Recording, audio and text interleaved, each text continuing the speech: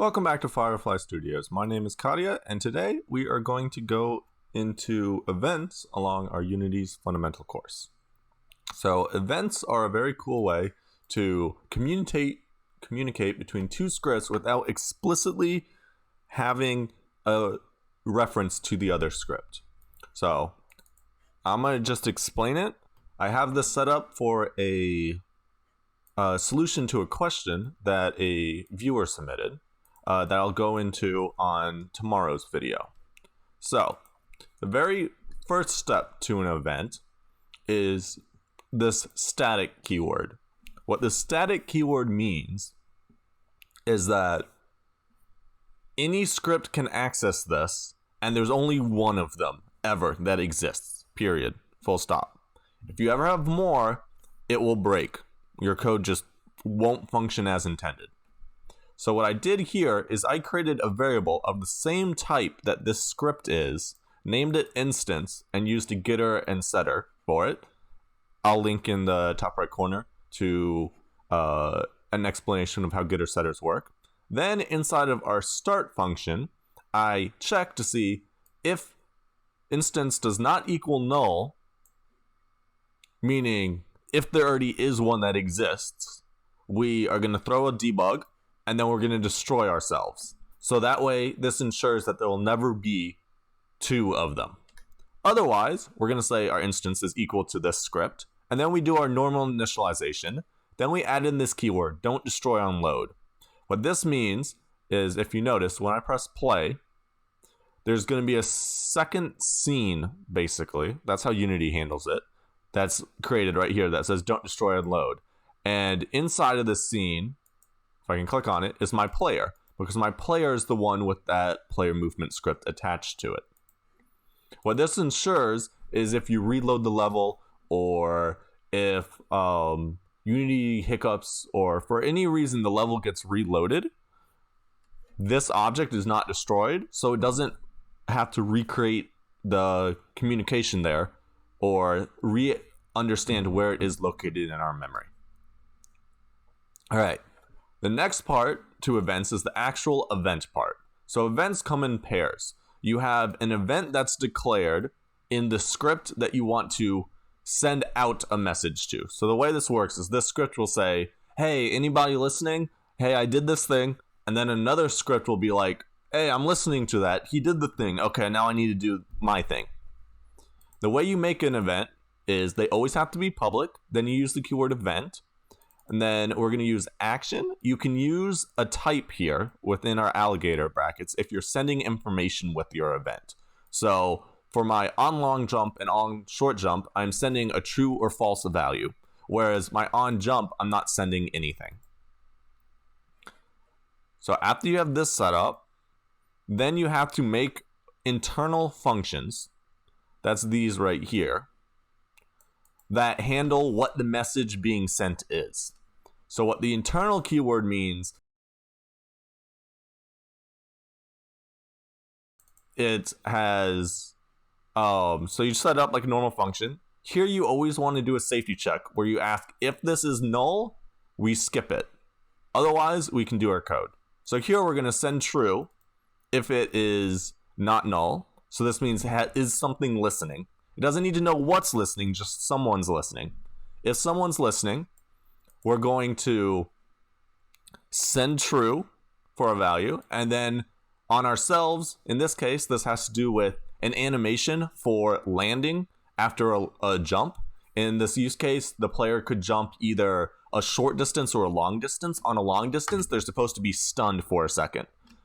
So this just sets our velocity equal to 0. So that way, if we're already moving as we jump, we'll lock out input so we can't move, and then additionally we'll make it so we stop moving while this animation plays. Our animate short jump is even simpler. We're just sending the true value, and our animate jump is just calling that function. So on jump, this doesn't exist in this script. That's because this event is being used like a variable in the script is communicating with, which is my player animation script. And here is where we assign it. So these right here, handle short jump, long jump, and handle jump, these are all private functions I have in this script. These are what's listening for this on short jump to say, hey, I'm doing something. And this is how you get them to listen. You use the keyword plus equals here.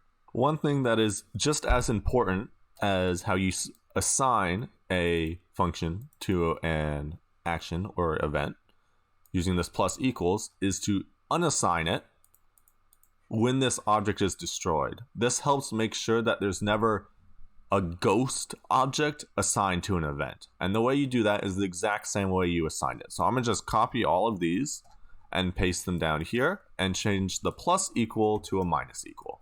This is just a best practice thing that will prevent any weird errors or things happening with your events. So when we hear on short jump, what's going to happen is we're going to do whatever's in this function, which in our case is going to cause a trigger on our animation to become true, which will cause us to animate. This is going to be in the top right in a whole video where I go into animation.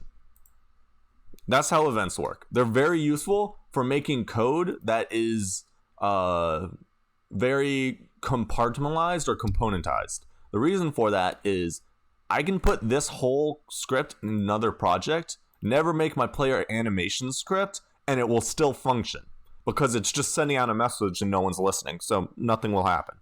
So I'm going to just hit play, and then you can see how this works. So I'm going to flip over to the animator because this is where all the good stuff is. So these transitions from side idle and side walk go to our jump animation, which then goes to our air animation, and then this is where it differentiates between the two. So what you'll see happen here is if I hit the space bar, we'll jump, and that's because I didn't cue it. I'm gonna hit pause because I didn't cue it. You don't see the short and land, but over here, these transitions are caused by the on jump condition. So following our logic, this is our on jump action. This on jump action is called when we jump. Right here, we say on jump. And what happens here, actually, technically, it would be better to say animate jump here. That's my bad. Then we come down here, and then it says if on jump does not equal null, the reason why I switched it was for this does not equal null part, we're going to call on jump. So then our player animation script, which is listening right here for on jump, is going to do our handle jump function, which sets the trigger on jump to true, which if you notice, if I'm going to unpause this, I'm going to jump, see it happening right here, so it turns on jump equal to true. Then we land, and right now it doesn't have our on short jump or on long jump triggered because I didn't hit the keyboard shortcut for it, so I have it set up for a keyboard shortcut. So when I hit I, it resets, and then when I jump, on jump gets enabled, we go to air jump, and then if I hit P, that'll make us in a long jump, and I can't move, and it then resets. I hope you found this interesting. Events are super useful. Most of the time they're used to make clean code. It's more of an optimization thing. If necessary, I will do another video on these if people had trouble following. I hope it's clear. I will see you guys in the next one, so hit the like and subscribe buttons, and have a good rest of your day.